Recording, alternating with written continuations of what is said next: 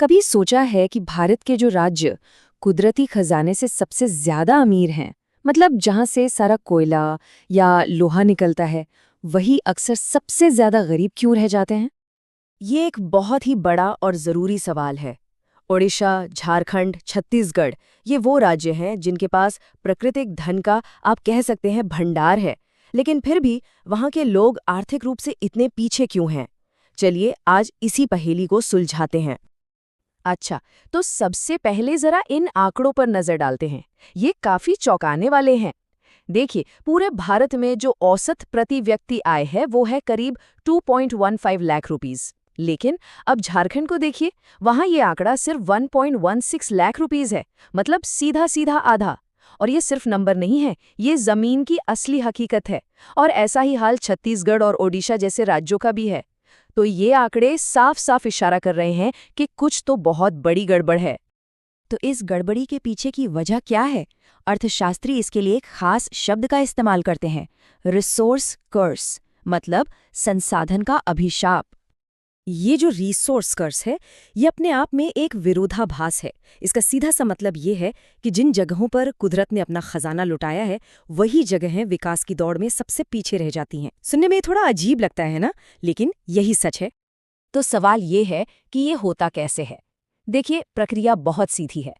पहले स्टेप में झारखंड जैसे राज्यों से कच्चा माल निकाला जाता है, और फिर दूसरे स्टेप में उस कच्चे माल को गुजरात या महाराष्ट्र जैसे तटीय राज्यों में भेज दिया जाता है। सारी की सारी बड़ी मैन्युफैक्चरिंग यूनिट्स और फैक्ट्रियां वहीं लगी हैं।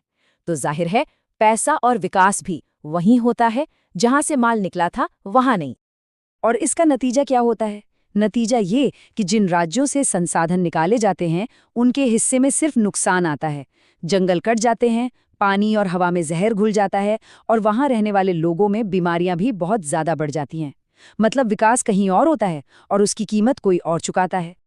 तो क्या इस समस्या को ठीक करने के लिए कुछ किया गया? हाँ, बिल्कुल। सरकार ने एक बहुत बड़ा और जरूरी कदम उठाया था। साल 2015 में एक उम्मीद की किरण दिखाई दी। मोदी सरकार एक नया कानून लेकर आई, माइंस एंड मिनरल्स एक्ट। और इसी कानून के तहत डिस्ट्रिक्ट मिनरल फाउंडेशन, जिसे हम डीएमएफ फंड कहते हैं, उसकी नींव रखी गई। इस फंड का मकसद बहुत ही साफ और सीधा था। जो भी माइनिंग से रॉयल्टी मिलती है, उसका 10 से 30% हिस्सा उसी जिले के विकास पर खर्च होगा जहां से वो माइनिंग हो रही है।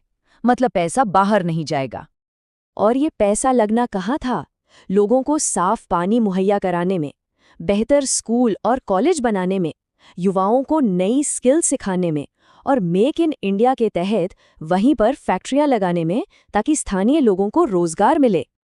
इस फंड में कितना पैसा जमा हुआ, इसका कोई अंदाजा है? सुनिए, पूरे 1.25 लाख करोड़ रुपए। ये इतनी बड़ी रकम है कि इससे उन जिलों की पूरी तस्वीर बदली जा सकती थी। लेकिन हुआ क्या? बिल्कुल उल्टा। राज्य सरकारों ने इस पैसे का बुरी तरह दुरुपयोग किया। झारखंड में जिस पैसे से साफ पानी की टेक्नोलॉजी लगनी थी, उससे एक वीआईपी गेस्ट हाउस बना दिया गया। सोचिए, ये सिर्फ एक उदाहरण है कि कैसे इतने अच्छे इरादों पर पानी फेर दिया गया। और ये सिर्फ एक ही मामला नहीं था। जो कुल 1.25 लाख करोड़ रुपए जमा हुए थे, उनमें से सिर्फ 58,000 करोड़ रुपए के आसपास ही इस्तेमाल हुए। मतलब आधे से ज्यादा फंड तो बस पड़ा का पड़ा रह गया, इसका कोई इस्तेमाल ही नहीं हुआ। तो जब सरकार ने देखा कि पैसा या तो चोरी हो रहा है या फिर उसका इस्तेमाल ही नहीं हो रहा, तो उन्होंने सिस्टम को ठीक करने के लिए एक नया और मजबूत कदम उठाया। इस नई पहल को नाम दिया गया एस्पिरेशनल डीएमएफ प्रोग्राम, और इसका एक ही मकसद था, पुरानी गलतियों को सुधारना और सिस्टम में जवाबदेही लाना। तो इसमें नया क्या था? देखिए, पुरानी व्यवस्था में कोई पारदर्शिता नहीं थी, कोई हिसाब किताब नहीं था। लेकिन नई व्यवस्था में सब कुछ ऑनलाइन कर दिया गया। पब्लिक डिजिटल प्लेटफॉर्म बनाए गए, हर एक प्रोजेक्ट की जियो टैगिंग की गई, ताकि कोई भी आम नागरिक ये देख सके कि उसका पैसा कहाँ और कैसे खर्च हो रहा है। अब इस पारदर्शिता के दबाव की वजह से राज्य सरकारों को अपने सिस्टम में बदलाव लाना ही पड़ रहा है, और अब जाकर इन राज्यों के लिए एक नए और बेहतर भविष्य की नींव रखी जा रही है। अब धीरे धीरे ये राज्य भी विकसित होंगे। सरकार का फोकस अब क्रिटिकल माइनिंग मिशन पर है। विदेशी कंपनियां अपनी टेक्नोलॉजी लेकर यहां आएंगी और यहीं पर मैन्युफैक्चरिंग यूनिट्स लगाई जाएंगी। और अब सिर्फ कोयले या लोहे की बात नहीं हो रही, अब लिथियम और रेयर अर्थ मिनरल्स जैसे बेशकीमती खनिजों को निकालने पर जोर है, जिनकी मांग आज पूरी दुनिया में है। और ये खजाना भी इन्हीं राज्यों में छिपा है। तो असली मकसद ये है कि ये राज्य सिर्फ कच्चा माल देने वाले सप्लायर बनकर न रह जाएं, बल्कि अपने ही संसाधनों का इस्तेमाल करके खुद भी तरक्की करें और अमीर बने।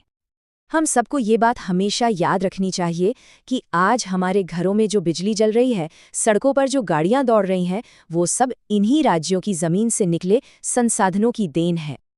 तो सवाल ये उठता है कि अगर पूरा देश इन राज्यों के संसाधनों पर चल रहा है, तो फिर वहां रहने वाले लोगों का उस विकास पर कितना हक बनता है?